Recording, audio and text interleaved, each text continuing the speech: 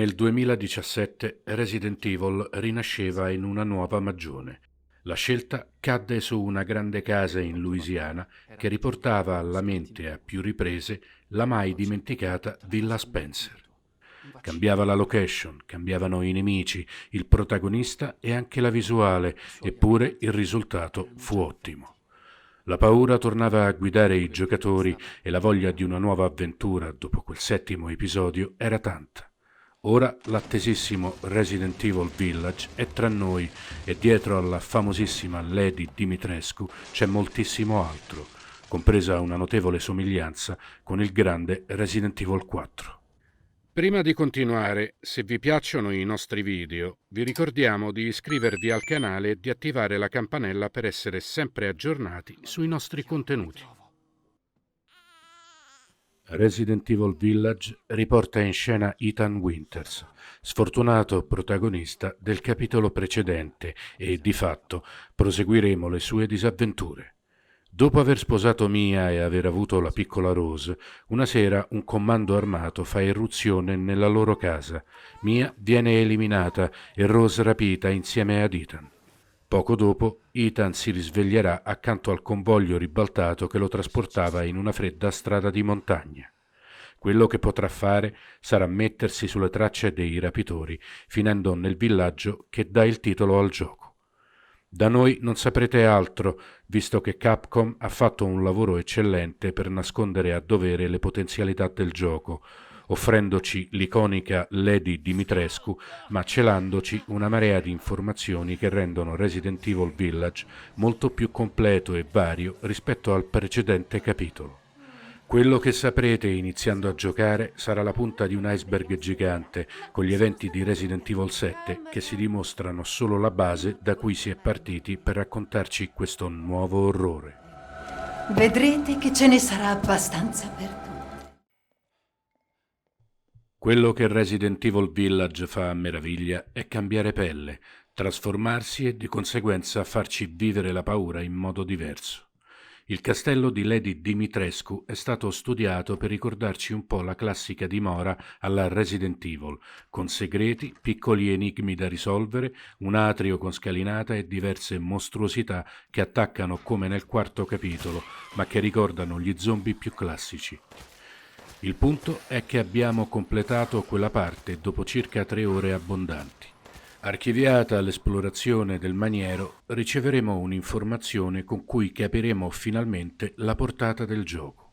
Il suo sviluppo si concentra su diverse aree e diverse tematiche del mondo horror, ma al centro di tutto c'è il villaggio. Capcom ha promesso che oltre a Ethan e ai suoi antagonisti, il paesino che sorge ai piedi del castello è stato pensato per essere anch'esso un personaggio fondamentale. Dopo aver terminato il gioco possiamo dirvi che è esattamente così. Al vostro arrivo molte porte saranno chiuse, alcune avranno bisogno di una qualche chiave e in generale ci saranno delle intere vie e molte abitazioni a cui non avrete accesso. Conclusa la vostra gita al castello, tornerete al villaggio e, tra oggetti recuperati e nuove situazioni, questi accessi potranno essere sbloccati potendo anche arraffare tesori che vanno da oggetti preziosi fino a vere e proprie armi da equipaggiare. Questi cambiamenti si avvertono anche perché man mano che la vostra ricerca di Rose prosegue, vedrete sorgere e calare il sole, modificando anche l'atmosfera e le sensazioni. Il gameplay che ci accompagnerà per tutta l'avventura viene ripreso da Resident Evil 7, con tanto di visuale in prima persona, eppure qualcosa è cambiato. Nei 3 anni trascorsi dalla sua fuga da casa Baker, Ethan si è addestrato e ora può maneggiare e gestire un numero maggiore di armi da fuoco. La mira mi è sembrata un po' più stabile e meno incerta, e questo è servito per dare uno slancio maggiormente action a questo episodio. Quindi sì, Resident Evil Village ricorda moltissimo Resident Evil 4. Questo però non è affatto un male, visto che il titolo, già a difficoltà normale, richiede un po' di attenzione nell'usare le munizioni. Non ne troverete a dozzine in qualsiasi cassetto e anzi vi capiterà spesso di dovervele costruire usando scarti di metallo, polvere da sparo e altri oggetti utili per il crafting e che quindi vi spingono a pensare cosa è meglio creare. Volendo, poi potrete anche comprare consumabili dal Duca, il nuovo mercante che ci accompagna per tutto il villaggio e a cui potremmo vendere oggetti preziosi come i tesori rinvenuti nelle ambientazioni, per poi comprare progetti di fabbricazione, componenti di armi e, verso il finale, armi esclusive. Se volete gestire le vostre risorse e sentire maggiormente la componente survival, vi sconsigliamo però di acquistare munizioni od oggetti di consumo dal Duca, così che possiate concentrare le vostre monete su acquisti permanenti. Saper bilanciare gli ingredienti è una caratteristica rara che pochi altri capitoli della saga hanno saputo sfruttare. Alcuni si concentravano sull'evitare il più possibile le minacce, altri sul farci sparare a più non posso. Resident Evil 7 poi puntava molto, specie all'inizio, su una paura data dall'impossibilità di confrontarsi con i Baker. Con Village tutte queste situazioni si uniscono in un unico e completissimo quadro, con momenti in cui potrete solo fuggire e altri in cui potrete usare anche un lanciagranate. Questo equilibrio deriva in parte dagli ambienti proposti, che vanno da un castello elegantissimo, in cui però c'è spesso un elemento disturbante, fino alle casupole del villaggio, distrutte e devastate, ma con appesi alle pareti ancora oggetti di una vita normale che ormai è stata portata via. Un altro elemento che concorre a rendere equilibrato il gameplay è la varietà dei nemici. Si passa da licantropi agili che usano anche gli spazi verticali per attaccarci, a prigionieri incappucciati e mostri volanti. Le boss fight sono molto diverse tra loro, ma offrono sempre grandi soddisfazioni, ma non vanno nemmeno sottovalutati alcuni mini boss, neanche tanto mini, che potrete affrontare nel caso vogliate andare in giro a caccia di tesori. Non ci sono missioni secondarie, ma la libertà di esplorare il villaggio non viene mai negata se non in momenti specifici. Essendo un gioco in cui si spara parecchio, è stato ripreso il sistema di inventario visto in Resident Evil 4, con un menu rappresentato da una valigia a blocchi in cui si andranno a inserire munizioni, oggetti curativi e armi. Gli oggetti chiave e i tesori che potrete vendere, di cui alcuni combinabili, non occuperanno spazio nell'inventario e quindi non dovrete mai lasciare a terra qualcosa di importante solo perché avete finito lo spazio. Quasi tutte le armi potranno essere potenziate dal Duca su più caratteristiche come potenza, tempo di ricarica, tempo intercorso tra un colpo e l'altro e numero di colpi nel caricatore, e questo richiederà parecchi investimenti monetari. Per fortuna i lei, la moneta che troverete e con cui potrete pagare, si trovano anche addosso ai nemici uccisi, con alcuni di essi che possono lasciare anche tesori di valore. Nonostante questo, alla fine della nostra prima run, solo 2 armi sono state potenziate al massimo e 2 sono rimasti sugli scaffali del Duca insieme ad alcune modifiche. Questo ci porta ad un altro grande ingrediente di Resident Evil Village, la rigiocabilità. Fin da subito potrete avviare il gioco anche a difficoltà estrema, davvero complicata per chi vuole godersi il gioco una prima volta senza frustrazioni, ma dopo il primo completamento sbloccherete una difficoltà ancora superiore. A quel punto, se vorrete ricominciare l'avventura ad una difficoltà superiore, potrete portarvi dietro sia i potenziamenti di Ethan, ottenibili cacciando animali e portando le loro carni al Duca, sia le armi e le munizioni rimaste nell'inventario al termine della run precedente. Inoltre, dopo aver finito il gioco, vedrete una lista di sfide divise tra completate e ancora da completare.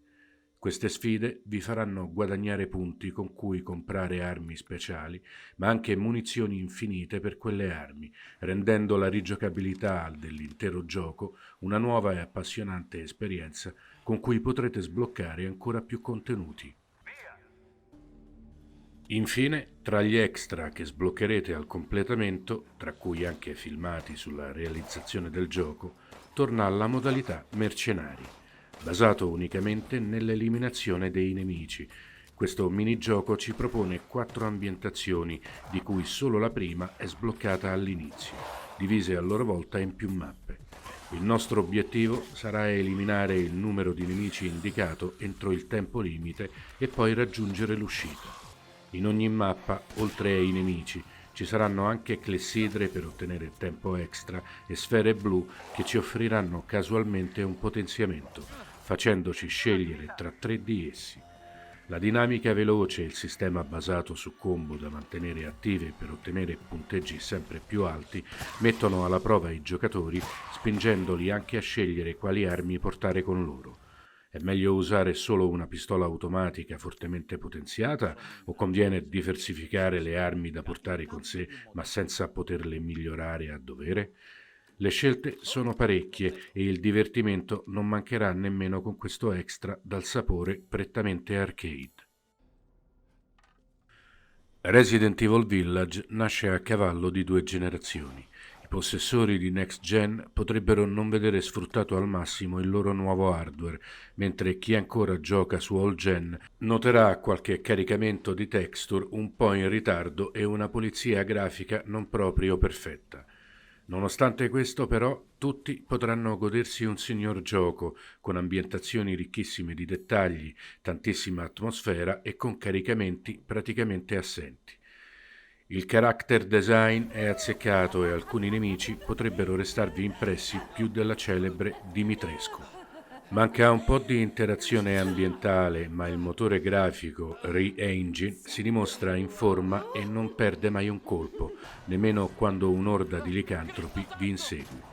Notevoli le musiche che creano atmosfera, ma che sanno anche rendere epici gli scontri, così come gli effetti sonori, che rendono bene l'idea dei suoni mostruosi emessi e di quando un colpo centra il bersaglio. Valido infine anche il doppiaggio, con Renato Novara che torna nei panni di Ethan e con tutti i personaggi già visti in passato che ritornano ad essere interpretati dai loro doppiatori, compreso Claudio Moneta nei panni di Chris Redfield.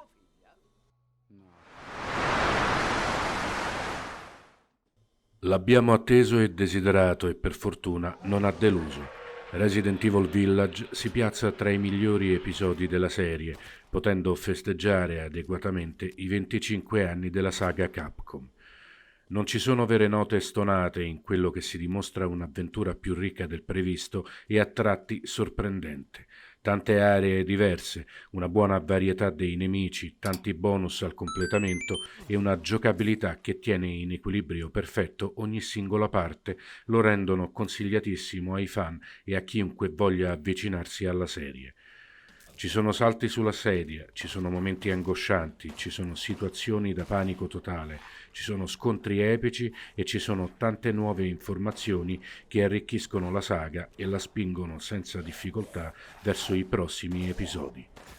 Creare un capitolo numero 9 migliore di questo sarà una bella sfida per Capcom, ma mentre loro sono al lavoro, noi possiamo visitare ancora e ancora questo villaggio tanto affascinante quanto maledetto.